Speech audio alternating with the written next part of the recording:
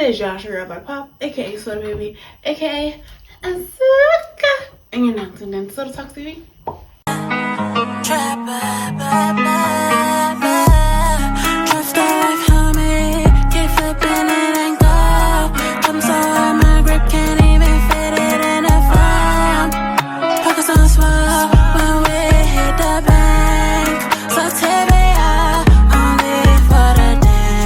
Make sure y'all like, comment, and subscribe. Most importantly, please make sure I like this video because I like this video. I start moving up in numbers. I start moving up in the algorithm. I start feeling real warm and fuzzy inside. You know, it is the season of giving. That means I can start doing my giveaways and growing with you guys on YouTube and getting to know you guys. So thank you in advance for my likes, comments, and subscribes. Just know liking this video was like saying hello when you come to the room. It's like wiping your feet at the door. It's like seeing a cute baby. It's like petting a dog. So make sure you like this video, wipe your feet at the door, and say hello when you come into the room. Say hello when you come in the room first. Be polite. Sit down. Make sure you like, comment, subscribe, follow me on Instagram at It's Black Pop, backup page. So Talk TV. We get into the video. I'm so glad it's winter.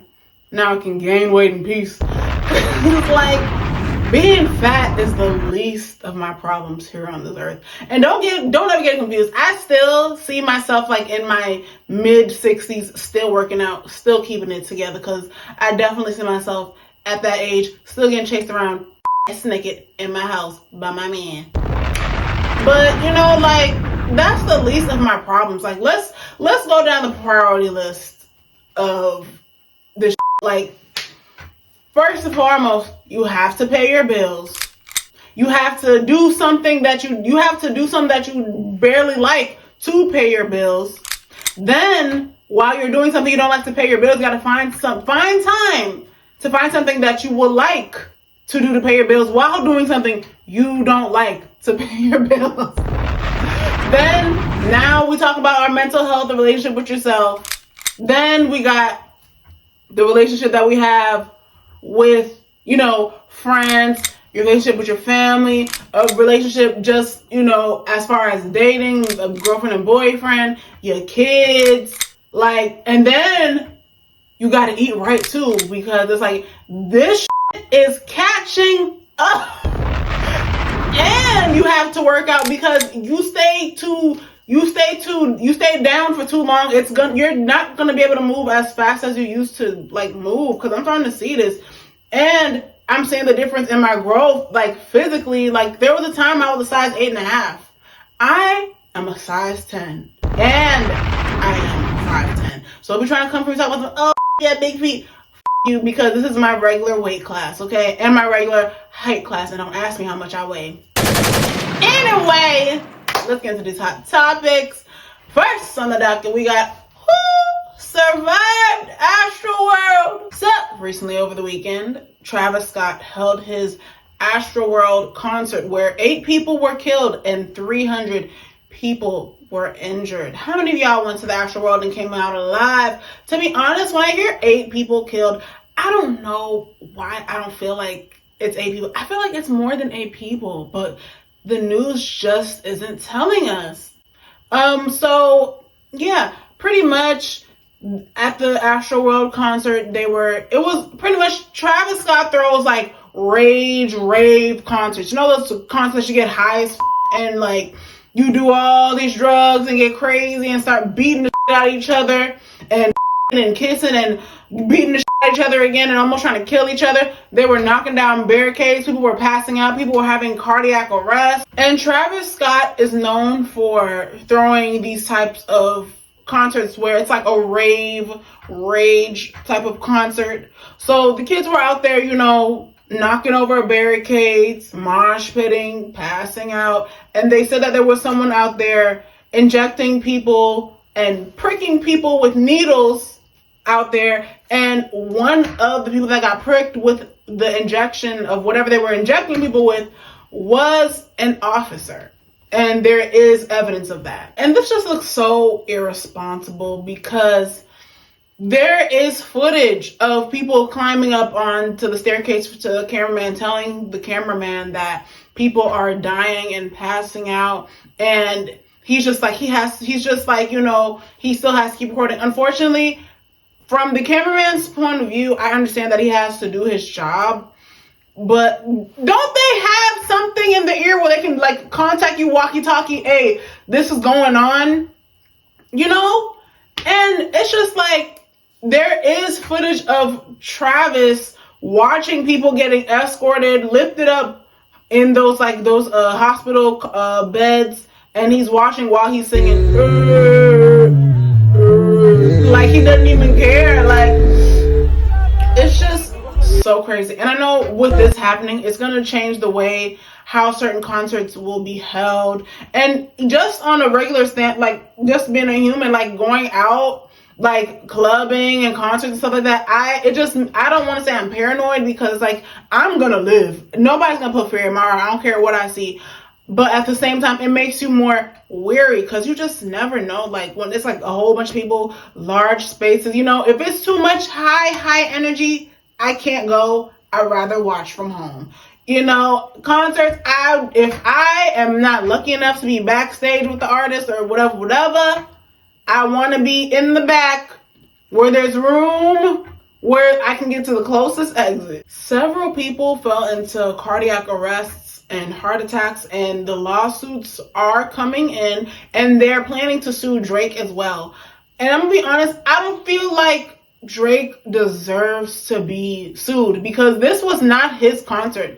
This was Travis Scott's problem. This is Travis Scott's fault, because the way, as high as he was on the pedestal that he was, it's like the stage floor, then the pedestal. Like as high as he was able to see everything going on. I'm sure that he would have been able to, he see somebody, we need help, SOS. But no, he decided to go on with what he was doing, and it just looked really selfish. You know, I understand that we outside, people haven't been able to perform and whatever, but we are in a really great period of how to, you know, move forward, because we're never going back to how things used to be, and especially with large gatherings, because of quote unquote the C, you know.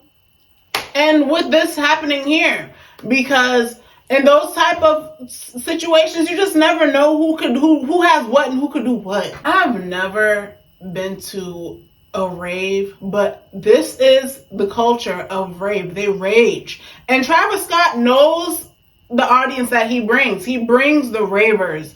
He brings the people that want to rage and mosh pit.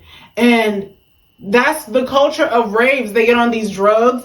They start taking these psychedelics and these pills and these shrooms, and everybody's just so high and laughing and giggling and all the energy, and they just love each other, and they're on these psychedelics, and they want to hug and kiss and get naked in public and beat the shit out of each other, pull each other's eyeballs out. However, I will say, this is some white people shit, because you, first and foremost, you ain't seen nobody black in that lineup, which lets me know that this is some white people.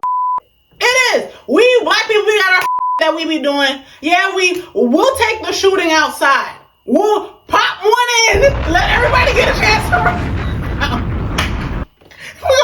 And then we gonna take it around the corner, because we spent way too much money on these tickets, so we're gonna enjoy the show. You know, we spent all our fucking check on our outfits, Balenciaga, Louis V, Montclair, Saint Laurent, for one night, big duffel bags, this and that. And we're gonna catch your outside at the let out, round the corner. White people are planning on the whole school to blow that motherfucker up, rubbing their hands together. Yeah, I got these 50 pounds of fentanyl. Yeah, bro, let's do it, bro. Yeah! And then they go around pricking people in their neck and watch them die. And Travis has come out and made his statement. He calls it an apology. But it just don't feel like he's really there emotionally.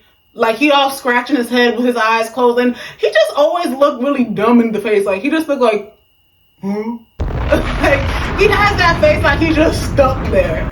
Like, he's come out, he said his apology, scratching his face, closing his eyes. And I guess he's doing what he can by paying for the funeral, hospital funds. He is getting sued. And unfortunately, none of that will ever be able to bring any of your loved ones back. The police have even come out and said, look, bro, we told you not to do this, because the police have spoke to him. And let's get into what the police said. Via the Shade Room, Houston police states, I met with Travis Scott and his head of security a few moments last Friday prior to the main event.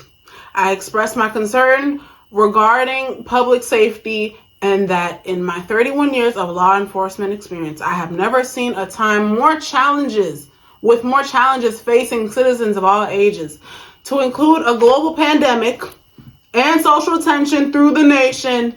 I asked Travis and his team to work with HPD for all events over the weekend and to be mindful of his team's social media messages on any unscheduled events. They like, nigga, look, we told you.